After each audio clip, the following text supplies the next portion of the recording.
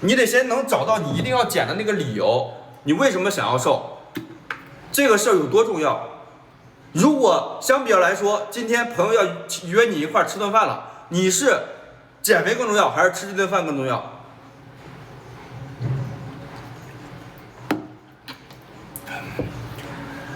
没有点关注兄弟们点关注啊！线下从事健身教练8年，转战发展线上，每天下午3点在这个直播间里面，关于减脂、关于腹肌的这个帮大家进行一些经验分享、训练、饮食，以及我们身体内部的很多影响我们做减脂的激素代谢功能的问题，都会帮大家去做一些总结啊！这会儿刚刚开播进来的老朋友帮忙点赞，没有点关注兄弟们点关注。为什么练完以后第二天这个疼，这是这个肌肉的炎症酸痛，这是很正常的，这是很正常的。咋减？我们减脂在保证有热量缺口的基础上，我们的力量训练、有氧运动、饮食的碳氮脂配合，以及我们身体内部的激素和代谢的调整，这些都会有影响值。我们减肥就跟我们上学是一个就是做一个举例，你在每个阶段所需要做的努力是不一样的。你如果刚刚开始这个减肥，你稍微活动，稍微少吃点，你都能瘦。但是你随之你的目标越来越高的情况下，你的努力也要越来越完善啊。大体的方向，这个力量、有氧、饮食、碳氮脂的配合，以及我们身体内部的，我一会儿会展开讲。这会儿先这个简单给大家聊一聊，先上人。一会儿人多了，我们开始讲。训练后蛋白质吃不够，肌肉会长吗？你的整体蛋白质吃不够的情况下，你的肌肉确实不具备增长的条件。感谢送的粉丝灯牌啊！没有点关注兄弟们点关注。这会儿刚刚开播，手里哑铃多少？一个多少？2.5公斤。这很明显，我不是在训练，我只不过是为了维持直播的一个状态而已。感谢关注。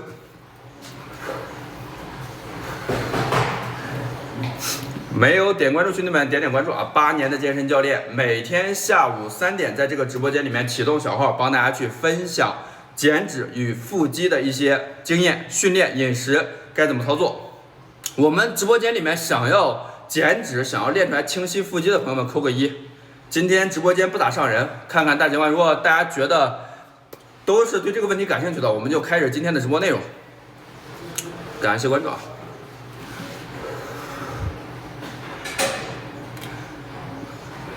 瘦肚子什么效果来得快？没有办法瘦肚子。我们瘦的时候是全身一块瘦的，等你这个肚子上的脂肪很薄的时候，你身上其他部位的脂肪也很薄。它不是说光你肚子上的脂肪变薄的。我们练腹是没有办法减少你腹部的脂肪的啊。我们想要练腹肌的兄弟们，先要对这个事有一个概念。练腹是不会帮助你减少腹部的脂肪的。你想一想，你如果这个人在玩命的做2头弯举练胳膊，他是为了想让胳膊粗一点，还是为了想让胳膊细一点？如果他做俯卧撑或者练胸，他是想让这个胸大一点，还是想让这个肌肉小一点？我们做力量训练是为了创造增肌的条件，或者说为了保护肌肉量，而不是说让你的脂肪变少的。我们的脂肪变少只能全身一块减，在保证热量缺口的基础上，尽量保护你的肌肉量和代谢，锁定水分，这样去更高效的去减脂肪，那才能达到体脂的下降，而不是体重的下降。减重和减脂是2个事情。如果你是减重的情况下，你可以1个月、2个月快速的减个这个10-20斤，甚至几十斤，那是减重。体重下降的快，但是体型变化的小。你瘦了，别人没觉得你瘦，而且随着你的体重下降，你的皮肤、你的头发、你的这个精神面貌反而可能受到一个负面的影响，别人也没觉得你瘦，你的体型也没有变得更好看。减脂呢，你的体重下降是非常缓慢的，但是它具备持续发展性。你掌握减脂的方法和技巧之后，你可以持续瘦，最终呈现出来一个大的这个视觉效果。哪怕你的体重变化没那么大，但是你的体型变化大，别人觉得你跟变了个人一样，而且你的头发、皮肤质感这些东西不会受到负面影响。这是减重和减脂的区别，完全不一样的，它不是一个事儿。它俩只有一个共同点，就是你想要瘦，你就必须得保证有热量缺口，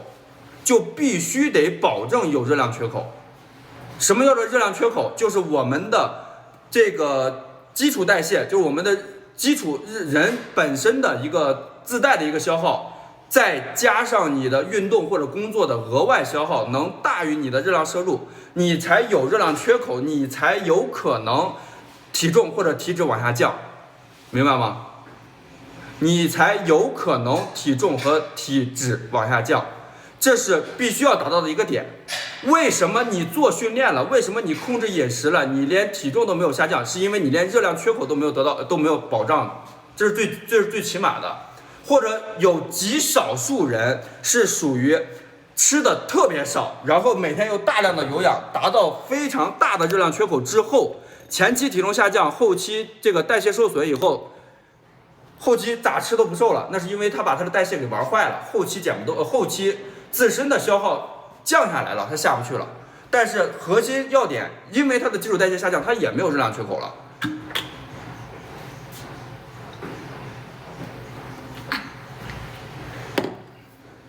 增肌是你必须得先有训练破坏，你才有长肌肉的空间，然后再把该有的营养补进去，你才能长肌肉。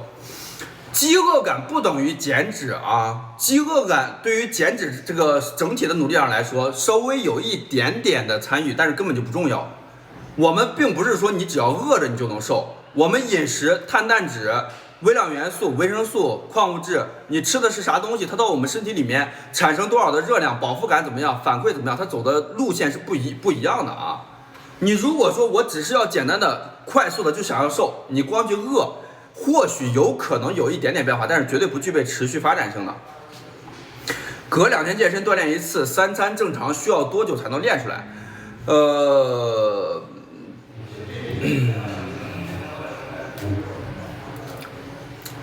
身高多高多重？身高1.84米，今天早上体重156斤。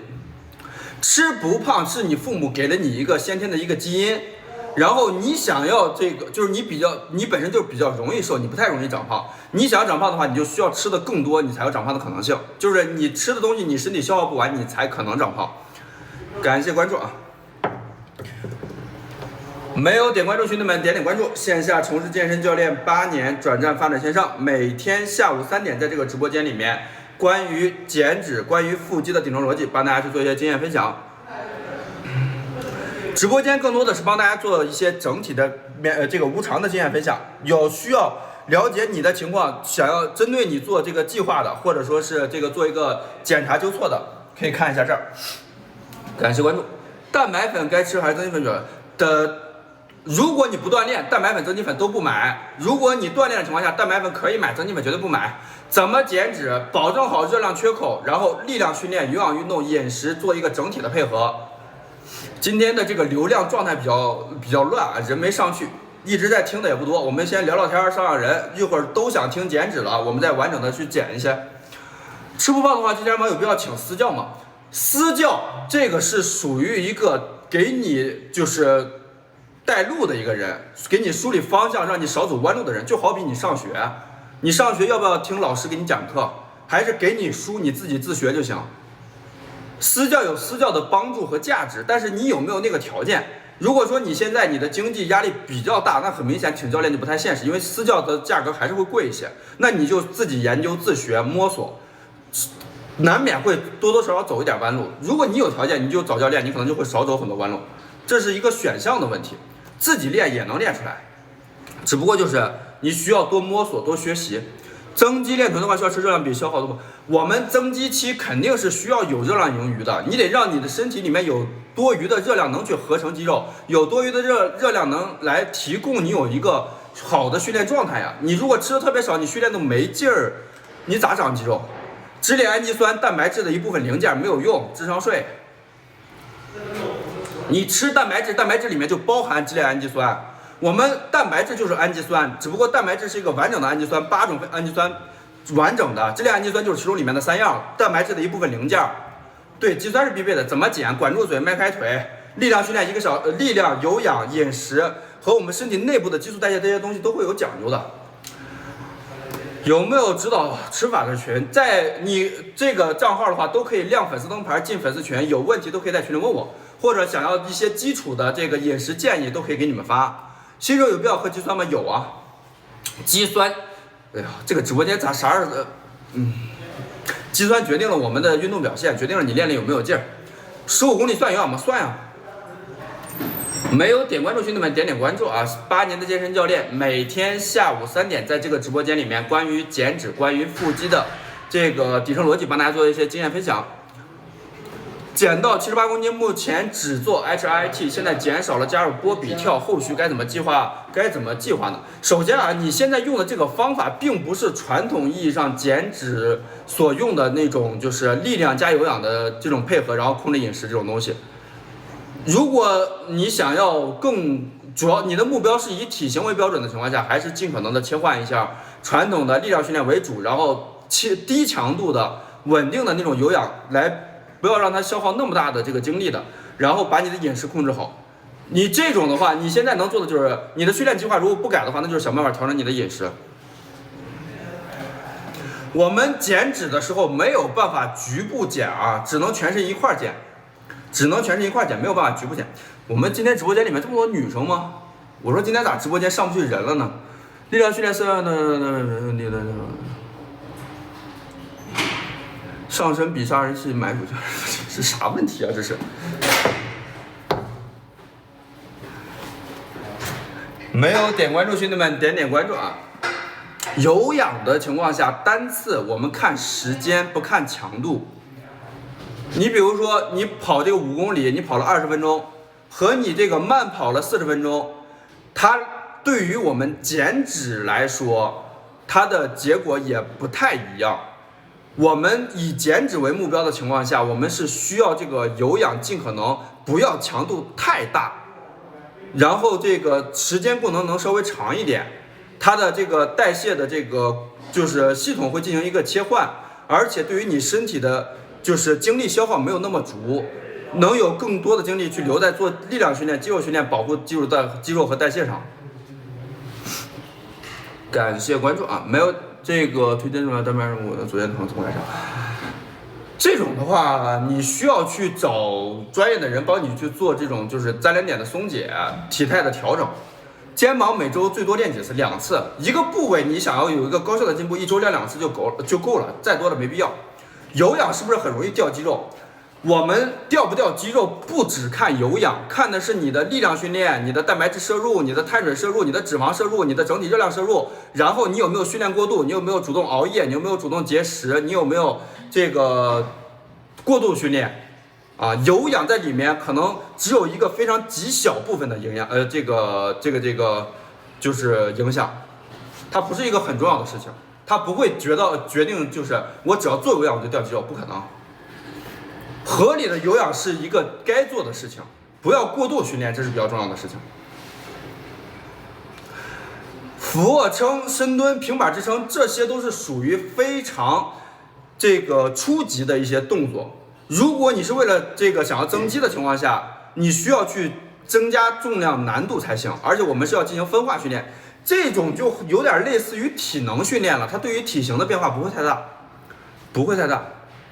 有合理的有氧不会掉肌肉，你别过度训练就行。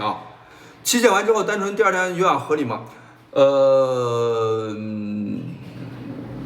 不是什么特别高效的方法。我们要么一般是早上空腹有氧，下午单独力量训练，要么就是这个你力量有氧一块做，先力量后有氧，很少会有1天力量1天有氧这样的练法，那就是整体的训练强度还是相对比较小的。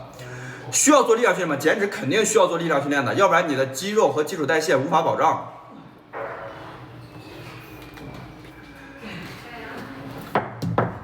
直播间更多的是帮大家做一些整体的这个思路的梳理、经验的分享。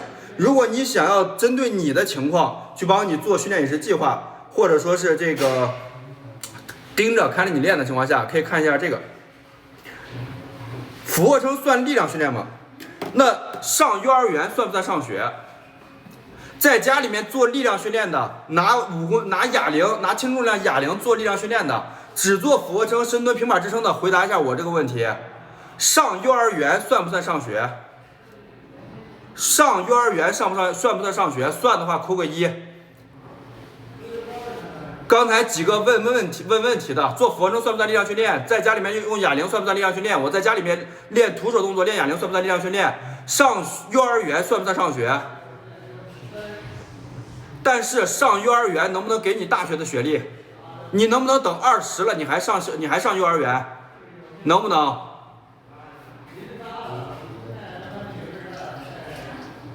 明白这个问题了吗？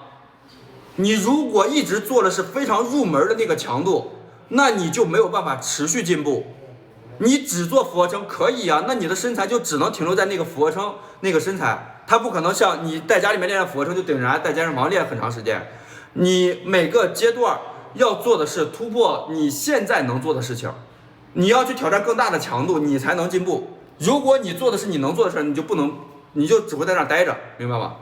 增肌和减脂，你真的想要有一个阶段型的进步，是一定要把它分阶段的，是一定要把它分阶段的。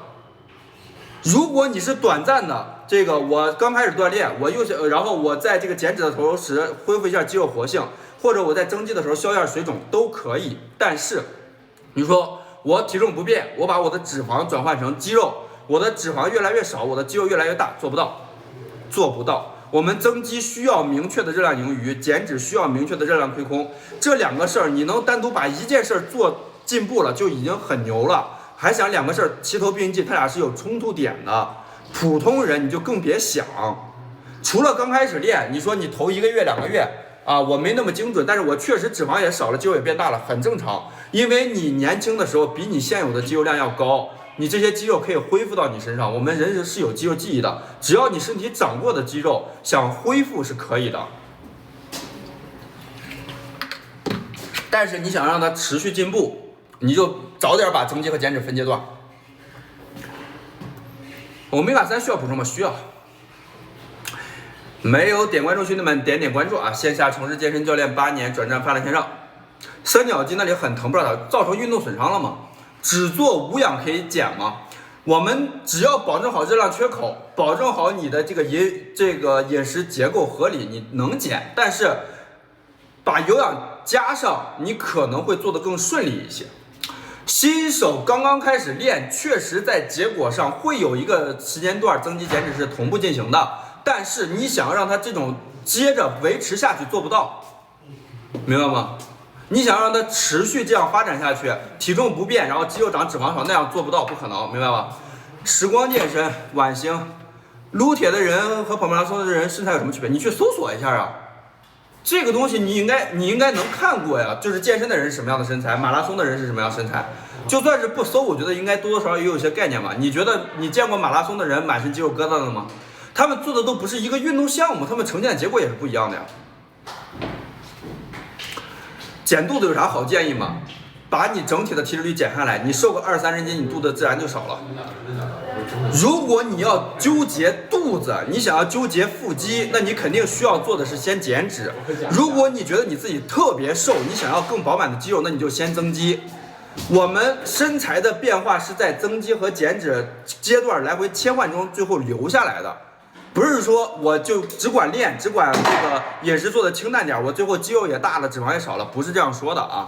你想有一个明显的身材进步，肯定是要分阶段的，增肌期就好好增肌，减脂期就好好减脂，它俩在这个发展上是有冲突的，一个需要热量盈余，一个需要热量亏空，尤其是想要有一个大的进步的话，做功能性训练能练出来好身材吗？你如果对功能性训练感兴趣，你就先去做，等你这个就是无法进步的时候，你再想办法去优化。你说我既想要肌肥大，我也想要功能性训练，有没有这样的人？一定有，但是他一心两用的情况下，他可能哪一方面都没办法做到极致，明白吧？但是我们新手小白要的，我们普通人要的肯定也不是极致。减脂期只做有氧嘛，你不做无氧的情况下，你的肌肉和代谢都没办法保护的，你也没办法说你是在一个稳定的减脂阶段。我们减脂肯定是需要保护好你的肌肉和基础代谢，力量训练是必须要做的。减脂期不是适当的力量训练，是一定要去做的。如果你想要持续发展的话，肚大肥肉多而肌肉少，体重这个超的不多，应该做哪些？力量、有氧、饮食要做整体努力，明白吗？练什么动作能让胸肌好看一点？就是给大家分享一个你如果想要健身的情况下，你需要明白的底层逻辑。我问大家一个问题啊，就是你上学的时候能不能只做一道题？就是别的所有的科目我不学，这个科目里面别的题我都不看，我只做这一道题。然后你让我拿到一个特别好的学历和这个知识的储备，能吗？我们要做的是整体努力，你不能偏科，你偏科了拿不到好的成绩的。我们一个部位的训练，你需要很多动作的这个配合，我们的整体的这个结果需要力量、有氧、饮食的整体的配合。如果你是刚刚开始，你确实稍微做点努力，你稍微活动活动，你稍微少吃点，你都能有一个变化。但是随着你的身体的改变，你想要再进步，你就要去优化这个结果了，你就要去优化你的努力了，要不然你没办法持续进步的啊。感谢关注，没有点关注兄弟们点关注。线下从事健身教练8年，转战发展线上，每天下午3点，在这个直播间里面，关于减脂、关于腹肌的底层逻辑，帮大家去做一些经验分享。下腹越练越不明显的是咋练？是因为你的体重涨了，你的体脂率涨了。先做力量再做有氧会导致肌肉流失吗？不会，我们可以在减脂期尽可能的保护好你的肌肉量，这是做到的。最重要的是坚持嘛，坚持是一方面，你想要进步，你还得不断的研究、不断的优化、不断的学习。那你说你如果一直做的都是一个低效的努力，你每年都坚持在学幼儿园课本，你能不能考上大学？坚持是一方面，学习进步不断的调整也是一方面。皮质醇真的很重要吗？皮质醇确实会对我们身体有影响，但是你要看的是你的整体的生活节奏、你的训练、你的饮食、你的睡眠是否合理，只要没有过大的问题，就不要过度纠结。产后恢复嘛，那看你对自己的这个身材或者是人生的规划了吧。你是对于比较在乎自己的身材和形象的健康的，她肯定女性还是会去做一些，就是给自己的一些保护吧。感谢大家的关注啊！你们今天看我直播卡不卡？如果你们看我今天直播卡的话，扣个1。我今天直播节奏一直不对啊，直播间一直没上去人呢，是因为卡吗？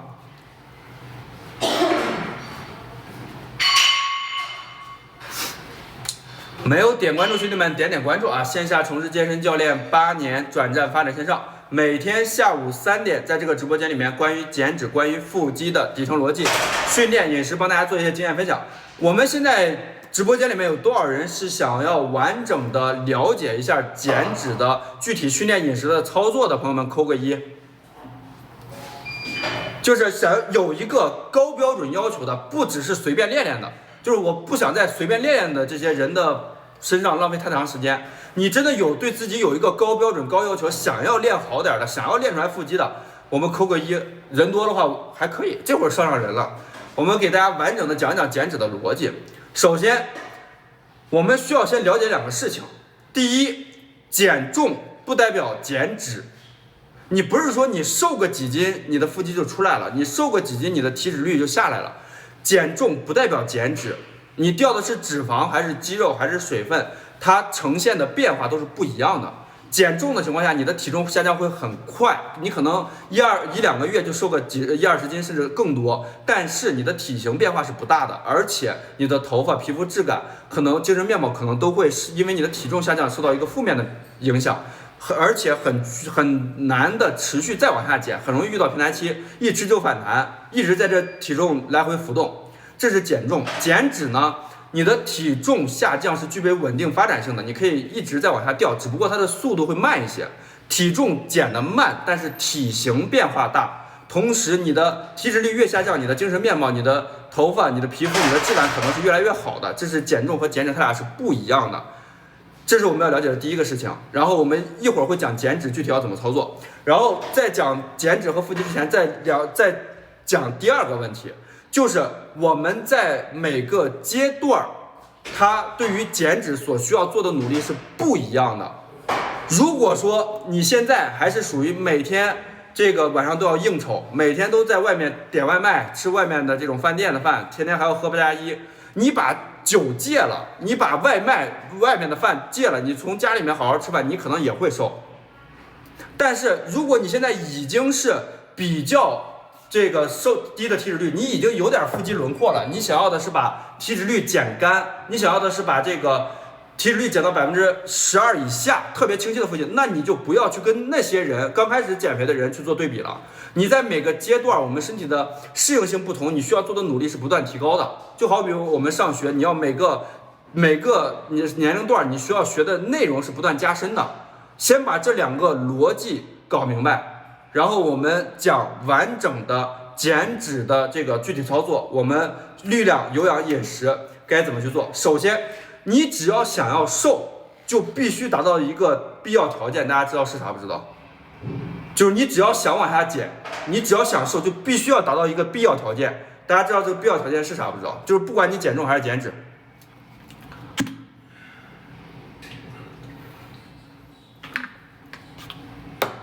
少吃，饿肯定不是重要的事情。你少吃是为了减少你的热量摄入，你去做运动，你去做有氧或者你做力量训练是为了扩大你的热量消耗，但是他们俩的核心要点是保证你的热量缺口。什么叫做热量缺口？就是你的基础代谢加上你的额外消耗，你的运动或者你的上班的这个消耗能大于你的热量摄入，你才能达到热量缺口，我们在热量缺口的基础上，你的体重或者你的脂肪才有下降的空间。你说你每天吃的特别多，你身体都消耗不完，那你体重肯定下不去，明白吧？这是热量缺口。但在热量缺口的情况下，我怎么去减脂肪？你像朋友说的，我是不是少吃？我只要饿了就行，我只要每天吃水煮菜是不是就行？如果你只有热量缺口，那你掉的肯定是大比例的是肌肉和水分，然后会混插一部分脂肪。为什么有些人他瘦了这个10斤或者10多斤，但是别人看不到变化？是因为你的比如说你减了10斤，但是你可能这10斤里面只有2斤是脂肪，更多的是肌肉和水分的话，那你整体的比例其实有可能更胖了。我们最终看的是体脂的占比，而不是你的体重下降不下降。这种情况下，哪怕你体重瘦了，如果你脂肪是减的更少的，更多的是肌肉和水分，你的体型不会变好，明白吗？你只依靠饿，我只是一味的节食，你肯定里面也会有脂肪，但是更多的会是肌肉和水分。那我们要减脂要怎么操作？我们要尽可能的去保护肌肉和水分，就是我在减的话，就是好好减脂肪，你别过去减那么多肌肉，这就是我们减脂和减重的区别。这是底层逻辑，必须要保证热量缺口，然后你要知道你减的是啥东西。我们要的是减脂肪，而不是肌肉水分。那具体要怎么操作？我们分成三个大的方向。第一个方向力量训练，第二个方向有氧运动，第三个方向我们的饮食该怎么配合，吃什么东西，碳氮脂该怎么配合。我们一个问题一个问题的讲。第一个，我们先讲力量训练。我为了瘦，我为什么要做力量训练？我只是为了想要身体体重轻一些，身体有点线条，我又不想要大的肌肉块，我为什么要做力量训练？给大家3个原因，3个理由，你要做力量训练的理由。第一，我们一直在讲，你想要减脂，肯定要保护肌肉，保护基础代谢，而保护我们肌肉的第一要点就是你的肌肉对于你身体来说有没有用。你说你都不锻炼，你的肌肉对你身体都是没有用武之地的，它不会留在你身上，它会主动的去缩减，就好比进入到一个冬眠状态，你的肌肉就会主动流失。你不想让你的肌肉去主动流失，你要做的第一个事就是让你的肌肉有用武之地，你得先进行力量训练，才能保护你的肌肉和基础代谢，然后能让你持续的发展，持续的往下减，这是第一个原因。第二，你想不想让你减下来以后身体有型一点？你想要减下来以后是皮包骨头，还是骷髅兵，还是说你想要减下来以后身体多多少少有点肌肉线条，凹凸有致？如果你想要让你的体型好看，你的脂肪减没了，你的肌肉就该露出来了。你没有肌肉，你哪来了好看的体型？第三，我们的肌肉决定了我们的肌张力，我们的肌张力决定了我们的关节的健康程度以及我们的体态问题。如果说你的肌肉缺乏锻炼，肌张力这个不均衡的情况下，很多人就会形成体态问题，圆肩驼背含胸，或者这个动不动肩不舒服了，腰不舒服了，肘不舒服了，因为我们的肌肉它不去主动承受重量，所以你想要一个好的体态以及你的健康的关节的情况下，我们也需要做力量训练，这都是你要做力量训练的必要性。我们听懂了扣个一，我给大家讲力量训练我们要怎么做，要注意什么，帮大家去分享2个力量训练的要点。大家如果在评论区有一直在听的，一定帮我在评论区积极互动啊，因为直播间一直会有人去问出来新的问题。如果大家都在听，我就这个系统的讲；如果大家都不听了，我就回答问题了。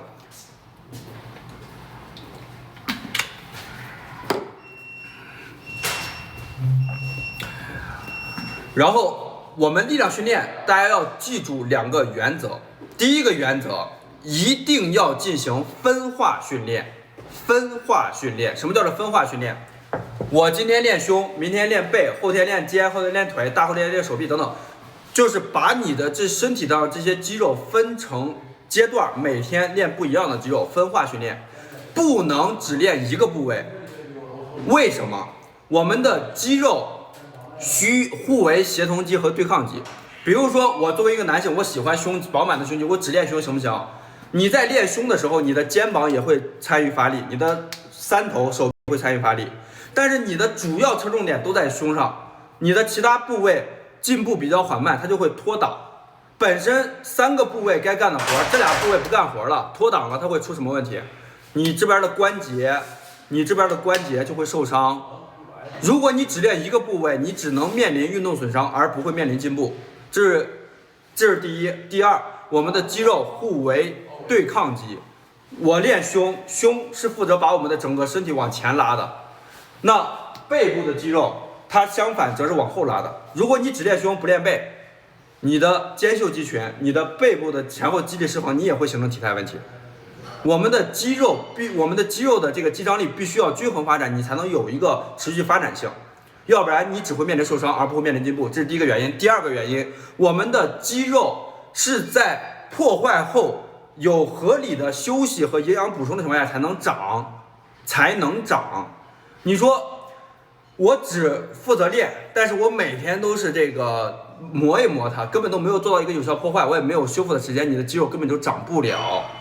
所以你想要持续发展的话，一定要进行分化训练。那我分化训练具体该怎么做？你可以去抖音或者任何平台直接去搜索一下健身3分化训练计划，不管是家庭版本的还是健身房版本的，你都能收到答案，而且你会发现教的基本上都一样，因为现在这种知识基本上都已经普及化了，你只管去抖音上搜都有答案的。3分化训练计划，家庭版的、健身版本的都有。这是第一个原则，一定要进行分化训练，不要说，哎，我只练俯卧撑行不行？我只练卧推行不行？我只练这个引体向上行不行？啊，就不要再问这类问题了。你想要持续发展，一定要进行分化训练。第二个原则，我在家里面我用2.5公斤的哑铃行不行？我在家里面我只用徒手的动作练行不行？或者我进健身房了，自由器械太难，我只做固定器械行不行？我只认准哪几个动作行不行？我们力量训练的第二个原则，遵循渐进超负荷的破坏。啥叫做渐进超负荷？逐渐的、慢慢的去增加训练强度，去增加你的肌肉破坏，你才能具备持续发展性。如果你只做固定的训练强度，它是没有办法让你持续进步的。你一直学着幼儿园的课本，那你连小学的学历你都拿不到，更别说初中、高中、大学了，明白吗？这是我们做力量训练的第二个原则。你说我只拿这个2.5公斤的哑铃练，我从来没练过，我第一次练也练得我浑身疼，没毛病。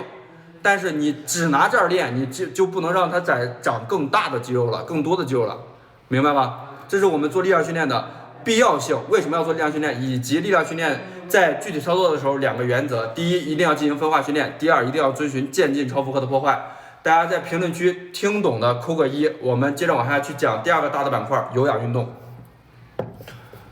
没有点关注兄弟们点关注啊！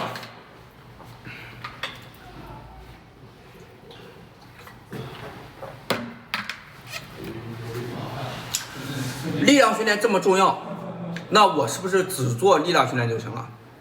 减脂要不要做有氧？这个也是在网络上争议很大的一个话题。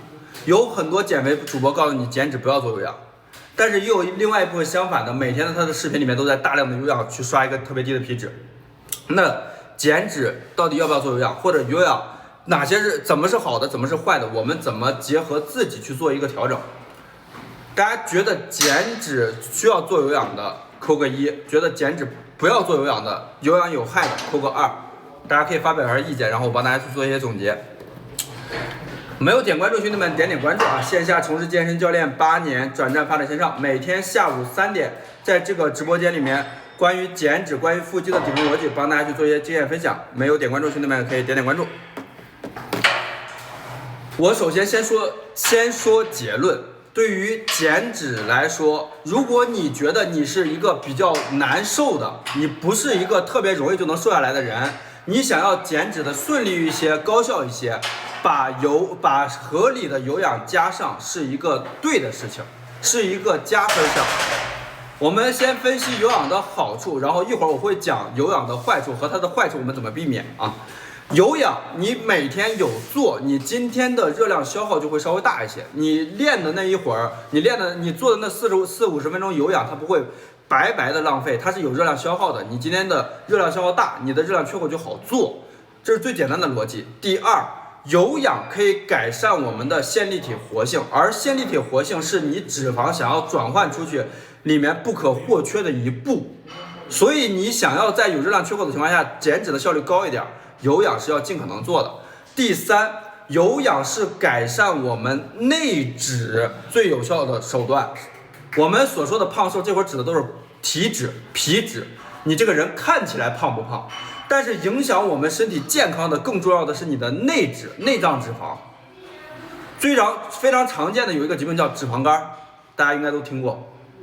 脂肪肝这个就是因为你的内脏脂肪过高，堵塞了你的肝的正常运转，你就会得这个问题啊。你要在减脂的情况下，它这个问题就会改善；有做有氧的情况下，这个改善会更针对性更强一些啊。这是做有氧的好处和必要性。那为什么在网络上还有很多人告诉你减肥不要做有氧？做有氧有害，做有氧会提高皮质醇、掉肌肉、分解氨基酸、合成脂肪。这个事情到底存不存在？我们该怎么避免？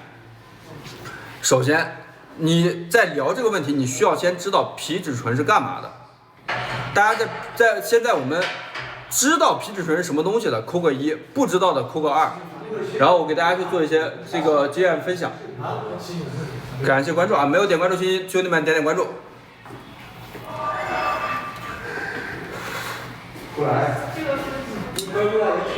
皮质醇作为一个压力激素，很多这个减肥主播喜欢把这个激素归纳成你减脂失败的原因。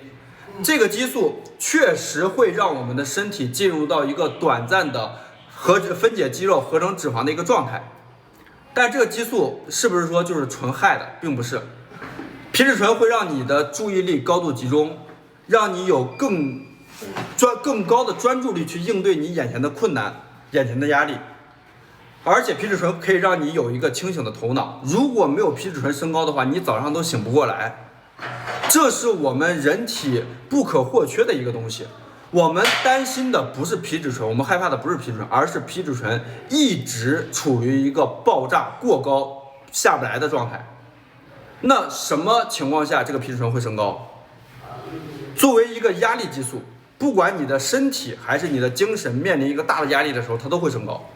如果你去主动的节食，如果你去主动的熬夜，你去这个训练过度，这个激素都会升高。不是有氧升高，而是过度训练，这个激素就会升高。你不做有氧，但是你一次力量训练练3-4个小时，这个激素照样爆炸，因为对于你身体来说，这个压力太大了。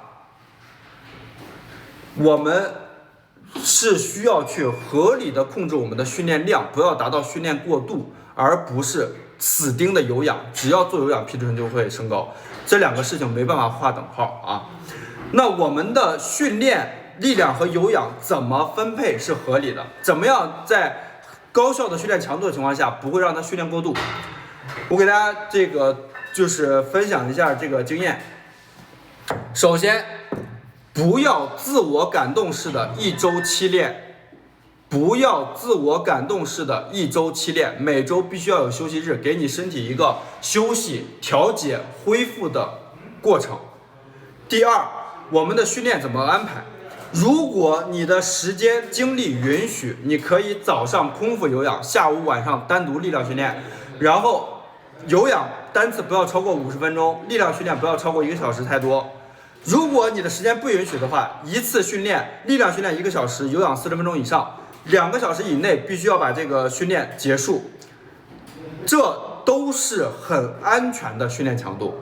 这种训练强度，只要你的饮食和睡眠休息不出大问题，它不会进入到训练过度的状态啊，这种不会进入到训练过度的状态。然后我们怎么样在减脂的时候尽可能的去保护我的肌肉量？在这个训练的大的模板的情况下，我们还需要合理的饮食、睡眠的配合，我们才能达到一个尽可能少掉肌肉的一个结果。我们的饮食先简单的给大家过一下啊，一会儿我们看看还有没有必要展开讲。高蛋白的饮食，然后这个力量前后去补充糖原，让你的糖原给你的肌肉去提供能量和补充，然后合理的优质脂肪保护好你的男生的睾母素，这些都很重要。然后睡眠不要主动熬夜，尽可能的每天稳定的睡眠7-8个小时左右啊，这是我们的需要保护肌肉的时候做的一个整体努力。力量训练尽量别掉强度。那我们能不能在减脂的情况下还去长肌肉？这个也是会问的非常多的一个问题。我对于好的身材真的有一个比较高的期待，我又想要饱满的肌肉，又想要比较低的体脂率，我怎么样可以减脂增肌同步进行？大家觉得能减脂增肌同步进行的扣1，觉得不能的扣2，可以发表一下意见，我们讨论一下，帮大家去做一些总结。没有点关注兄弟们点关注啊！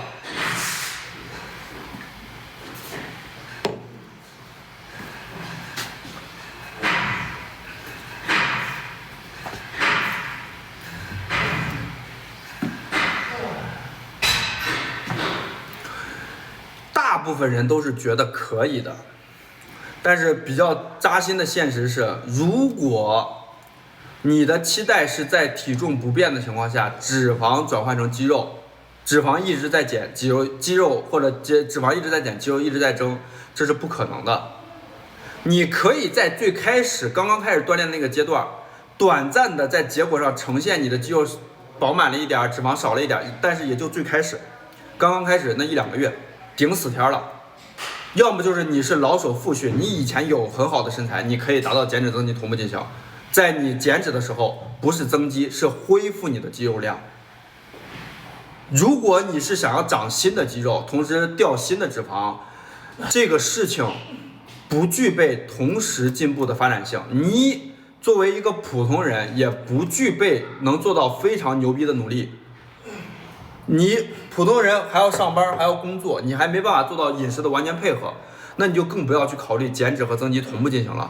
想要让你的身材进步高效一些，你就把增肌和减脂分阶段，增肌的时候就好好增肌，有足够多的热量盈余，你才有精力去挑战更大的训练强度，你才具备长肌肉的可能性。想要减脂，你必须要热量匮乏，让你的脂肪有一个下降的消耗的一个空间，你才能这个减脂。这2个事单独做到一个都已经很难了，更别想着2个事同时进步了。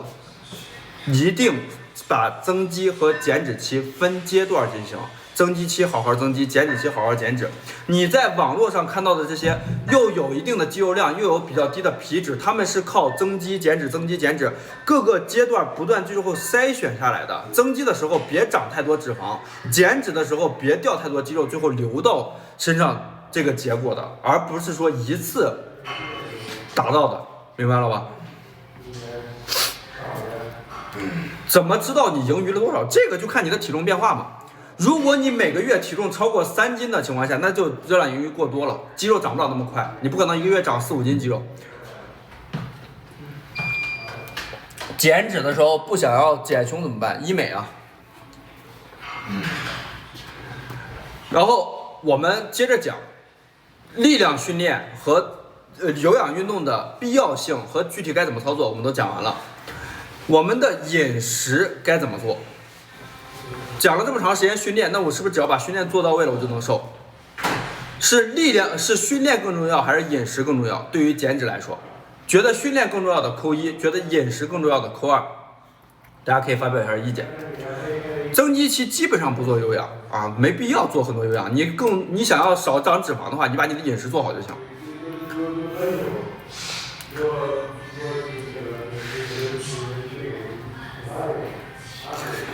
大部分人现在都是比较清醒的。对于减脂来说，肯定是饮食更重要。在健身这个市场一直有一句话叫做3分练7分吃。你辛辛苦苦这个练2个小时，热量消耗可能也就几百大卡，你随随便便吃点东西就长回来了。很多人减肥的时候都有同样的感受，就是你辛苦的训练饮食，难受了很长时间，结果稍微一吃东西就长回来了。因为我们的热量消耗和热量摄入，它的这个难度是不一样的，就跟我们挣钱跟花钱一样。你现在想要挣钱难得要死，头门无路；你想要这个花钱，不经意间必须要花的钱就把你的钱花没了。这个事情的难度是不一样的。饮食是一定要配合，一定要做的。那我们饮食要怎么做？是不是说我只要饿了我就能瘦？是不是我只要饿了就说明我的饮食做的是对的？大家觉得是的扣个1，觉得不是的扣个2。是不是我只要减脂，我只要饿了我就能瘦？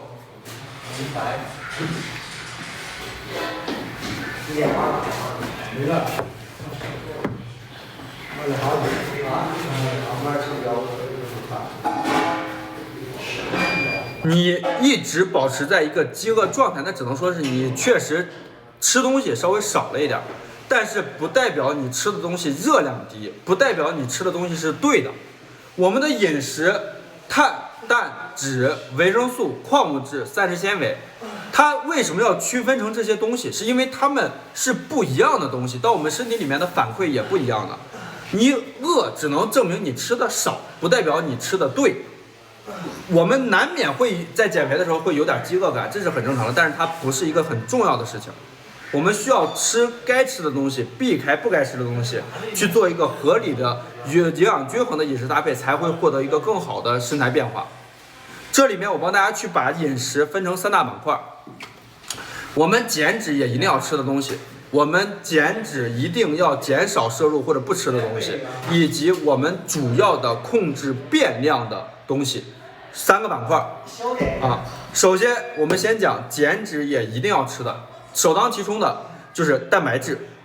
现在不管你是健身或者你用什么样的方式减肥，应该都有听过要吃点鸡蛋，要吃点肉，因为蛋白质是我们3大供能元素，能给你身体提供热量的，这个给我们身体提供能量来源的里面的热量比较低，且优先给你的肌肉提供这个输送能量的一个混乱元素。不管是增肌还是减脂，想要长肌肉或者想要少掉肌肉，蛋白质都是要吃够的，保护代谢都是要吃够的。这个是我们在减脂的时候也一定要吃的第一个方向，第一个内容。然后第二个，脂肪里面的优质脂肪。优质脂肪对于我们身体的里面内部的激素和代谢的影响很重要啊。你比如说优质脂肪摄入不足的话，你的睾的水平会下降，睾低了，你训练生活都没精力啊。如果你的优质脂肪摄入不足的情况下，你身上的慢性的火也难以这个浇灭，你的身上的火高了，你就容易受伤，你就容易生病，你就容易这个下不来啊，肚子死活下不来。这跟我们身体内的激素和代谢都是息息相关的。优质脂肪也要吃，像坚果呀、鱼油啊、三文鱼啊、牛油果呀、这个橄榄油、紫苏油，这种都是比较好的优质脂肪，是要合理的进行去摄入的。然后第3个，蔬菜、维生素、矿物质，那这种大家应该多多少少都会有一个基础的概念，这些东西是我们人体不可或缺的，缺了你身体会出问题的啊。同时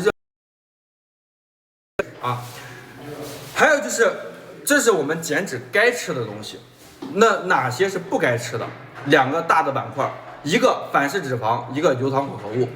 反式脂肪，刚才讲的脂肪是指优质脂肪，反式脂肪和优质脂肪就恰恰相反了。热量高，自身难以代谢，难以消耗，而且还会提高我们身体的火的状态。对于我们身体的这些我们不想要的负面激素都会有一个提高。这是我们在减脂期尽量不吃的或者少吃的。你像各种油炸食品、精加工食品，然后油糖混合物，就是反式脂肪加上碳水。本身反式脂肪已经就是对我们身体来说很不健康了，你再加上碳水打开合成激素，给你的合成脂肪创造条件，你会更下不来啊。反式脂肪、油糖混合物尽量不吃或者少吃。我们做这个身材管理期最主要的控量就是控碳水。米面馒头，这个玉米、土豆、红薯、燕麦、山药、芋头以及所有的水果，这种都属于碳水。碳水是决定了我们身体的最重要的合成激素是否能打开的。你不管是想要长肌肉，还是长脂肪，还是恢复你的代谢，都需要合成激素的帮助。我们碳水什么时间段吃什么，吃多少，就可以基本决定了你的体重的变化。我们一般做这个增肌减脂期切换的时候，蛋白质和优质脂肪是不变的，主要就是控碳水。碳水的量多少，很多人一说减肥就是做戒糖、控糖、做零碳，但是不存在做零碳的啊。对于普通人来说，你偶尔一天还有可能，长期根本就坚持不住的。我们的碳水一定要吃，但是要吃的合理，注意你的摄入时间、摄入的选项以及摄入的分量。给大家做一些这个整体的总结啊。我们还在听的兄弟们扣个一，我这会儿直播间人快掉没了，我不知道还有多少人在听。给大家讲完这个碳水，我们今天直播就要结束了，还有多少人在听？扣个一，我看还有没了。咦，还不少呢。没有点关注兄弟们点关注啊！8年的健身教练，每天下午3点，在这个直播间里面，关于减脂的训练、饮食和底层逻辑，帮大家做一些经验分享。今天不知道为啥直播间没上人，平常一般都是上到1000多人，今天就200人就卡死了。我们的碳水怎么吃？首先讲摄入时间。我们的合成激素什么时间段打开？你是要合成肌肉、合成代谢，还是去合成脂肪？是看你什么时候时间段吃，很重要的。我们的最佳摄入碳水时间是训练完以后，给你的肌肉破坏完以后去长肌肉、恢复肌肉的一个辅助合成条件的。最佳摄入时间段是训练完以后。很多小白他晚上锻炼，他锻炼完以后不吃，但是实际上我们应该把你的营养留到你的练后吃，把你其他时间段做好热量缺口，这会更合理一些。然后第二摄入时间训练前，给你的训练提供能量。为什么你减肥很难长肌肉？你减肥吃的少，你都没糖原，你都没劲儿，你更别说去这个增加训练强度了。把你的碳水训练前留，训练后这个做完补充，训练前留一点，这样你训练的时候会更有训练的这个更有劲儿，更有能量可用。训练后、训练前，然后如果你不训练的情况下，早上拔高你一天的代谢。3个时间段，训练后、训练前、早上3个时间段，吃什么东西？训练完是一个比较特殊的时间段，我们尽可能的摄入快碳，因为我们肌肉刚破坏完，它正是需要营养去做恢复的时候，摄入快碳可以让你的身体的合成激素快速升高，给你的肌肉和代谢去创造一个合成条件。训练后的快碳摄入建议吃什么？馒头、米饭、米粥，或者说是糙米饭、全麦吐司这种快慢碳结合的都可以。然后其他时间段我们则尽可能的摄入慢碳，它的这个合成激素波动不是太高，因为你也没在这个合成肌肉的这个条件里面，你就不要吃太多碳水，让它去合成脂肪了啊。慢碳都有哪些好的选择？玉米、土豆、红薯、燕麦、山药、芋头，这种都是比较好的。我们这个普遍认为的优质的碳水，也是优质的慢碳，作为其他时间段，尤其是训练前的一个碳水选择。至于碳水我们要吃多少啊？到底是做零碳戒糖，还是做高碳，还是比较常规的碳循环和碳水健将？这个东西我们每个人的体质是不一样的，每个人的基因，他易胖还是易瘦不一样，每个人的训练水平，每个人的肌糖原的储备能力不足，储备能力都是不同的。我们没有统一标准，但是我们在整体热量，整体这个碳水降低的情况下，我们可以根据你的身体反馈去做调整。你可以做个2倍或者3倍左右的碳水，吃到身体里面，根据你的身体反馈。如果你的体重下降太快，然后你每天饿得头晕，也没精力去生活，那说明你现在你的肌糖原储备能力不足，你可以把它稍微拉高一点点。如果说你没有任何不适感，而且你体重也不降，那就说明碳水还可以再往下拉低一点，根据你的身体调整反馈啊。好了，我们今天的这个减脂的整体思路、训练、饮食都给大家讲完了。没有点关注的点点关注，每天下午3点在这个直播间里面，关于减脂、关于腹肌、关于训练、饮食以及我们减脂身体内的激素代谢这些问题，都会帮大家去做一些经验分享。没有点关注兄弟们点点关注，今天直播要结束了，我们明天下午再见。